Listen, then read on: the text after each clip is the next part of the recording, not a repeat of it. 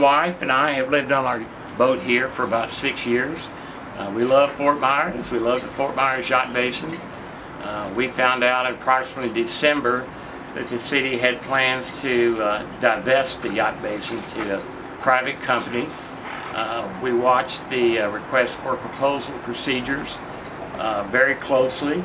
The city, in my opinion, botched the RFP. They don't even have an accounting of where the yacht basin's $3 million of annual revenues goes. Where is it being spent? And we just think that this process has been botched and it needs to be revisited.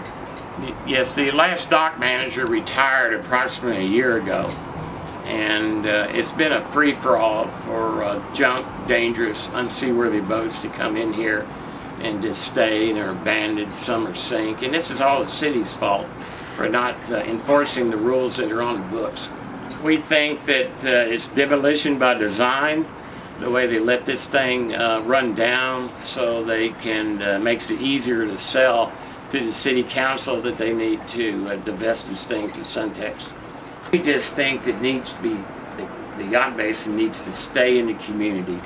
It needs to be separated to a separate operating entity like the Edison Ford Estate, and all the revenues need to go back into the maintenance and management of the marina. The yacht basin was originally built in 1923. We've got the original documents. The city back in 1936 got New Deal money to rebuild it for the people, for the community, not for some company getting ready to go public like Suntex. There's a lot of history here. Thomas Edison probably loaded and unloaded boats here. A lot of history here. It can be a world-class yacht basin. To do that, you don't have to be the biggest. Suntex wants to add an additional 100 slips onto this place, but there is not enough parking space downtown for that.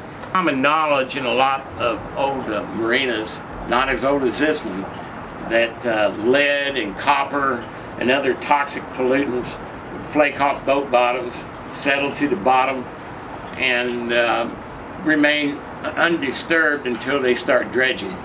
Once they start construction, these toxic pollutants will drift downstream towards Sanibel, and they could cost a lot of people's jobs, do a lot of harm to the environment, fishing, etc.